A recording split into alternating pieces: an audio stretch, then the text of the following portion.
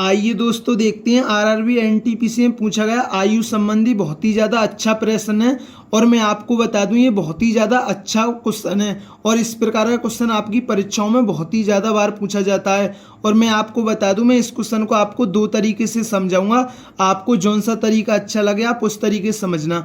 तो पहले प्रकार से इस क्वेश्चन को कैसे कर सकते हैं, तो क्वेश्चन है किरण की शादी 20 वर्ष पूर्व हुई। आज किरण की आयु उसकी शादी के समय उसकी आयु की 11/7 गुनी है। अब से 10 वर्ष बाद किरण की आयु कितनी होगी। तो पहले तरीके से इसे कैसे कर सकते हैं, आज किरण की आयु उसकी शादी के समय की आयु की 11/7 है, ठीक है ना। अब ये 11/7 है तो ये कब थी, ये किरण की आयु शादी के समय थी। ये कब थी, ये थी शादी के समय, ये तो शादी के समय थी। शादी के समय कितनी थी, 7 यूनिट थी। अब ये क्या है, ये जो 11 है ये क्या है, 11 जो यूनिट आयु है वो क्या है, ये आज। आज मतलब वर्तमान में, ठीक है ना, आज यानी वर्तमान में। आज वर्तमान में किरण की आयु कितनी है, वो 11 यूनिट है, वो 11 यूनिट है। और उसने बोला है किरण की शादी 20 वर्ष पूर्व हुई थी। अब आप एक बताना, उसकी शादी किस समय उसकी आयु कितनी थी, 7 यूनिट थी, लेकिन आज कितनी है, 11 यूनिट। हमारे हिसाब से शादी कितने यूनिट पहले हुई, तो आप कहेंगे 11 में 7 गए 4 यूनिट पहले शादी हुई और क्वेश्चन में कितना है, वो 20 वर्ष है। तो 1 यूनिट का मान कितना आ गया, 5 आ गया। तो अब से 10 वर्ष बाद किरण की आयु, तो किरण की वर्तमान आयु कितनी होगी, तो वो होगी 11 पंजे 55। तो किरण की वर्तमान आयु कितनी आ गई, वो आ गई 55 वर्ष। ये क्या आ गई, ये आ गई किरण की वर्तमान आयु, किरण की वर्तमान आयु, ठीक है ना, किरण की वर्तमान आयु।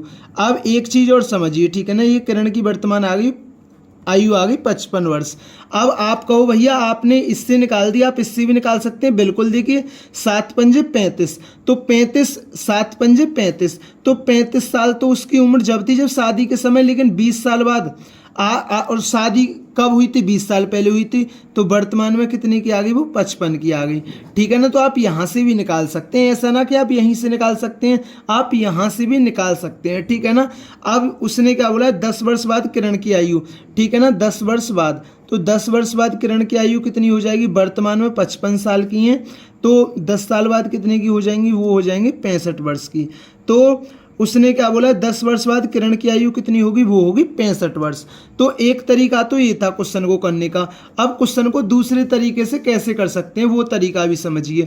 अब क्वेश्चन को दूसरे तरीके से कैसे कर सकते हैं, देखिए किरण की शादी 20 वर्ष पूर्व हुई थी, ठीक है ना, किरण की शादी 20 वर्ष पहले हुई थी। तो शादी के समय आयु, शादी के समय आयु मैंने ले ली, शादी के समय आयु मैंने ले ली ए वर्ष ले ली, शादी के समय आयु थी ए वर्ष। अब वर्तमान में कितनी है भाई, 20 साल पहले शादी हुई थी, तो वर्तमान में कितनी हो गई, ए प्लस 20 वर्ष की हो गई। आपको कोई दिक्कत, आप बोलोगे भैया कोई दिक्कत नहीं है भाई, शादी के समय मैंने किरण की आयु ए वर्ष ले ली और शादी हुई थी 20 वर्ष पहले, तो वर्तमान में कितने की है, ए प्लस 20 वर्ष की हैं।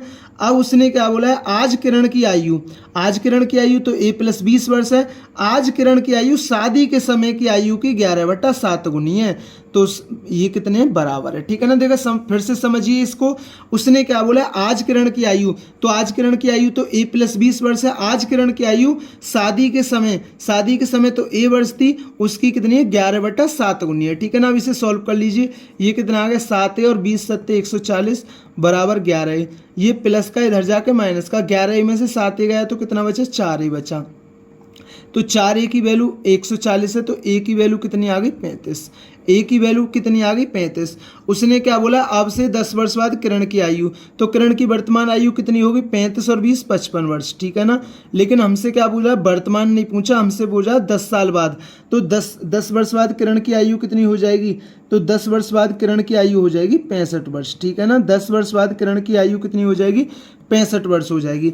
तो दोस्तों ये आयु संबंधी बहुत ही ज़्यादा अच्छा प्रश्न था और मैंने इस क्वेश्चन को दोनों तरीके से समझाया है। आपको जौन सा तरीका बेस्ट लगे आप इस प्रकार क्वेश्चन को उस तरीके से करें, क्योंकि ये आयु संबंधी बहुत ही ज़्यादा इंपॉर्टेंट क्वेश्चन है। अगर दोस्तों वीडियो अच्छी लगी हो तो वीडियो को जरूर लाइक किया करें, चैनल पर नहीं तो चैनल को जरूर सब्सक्राइब किया करें। थैंक यू दोस्तों।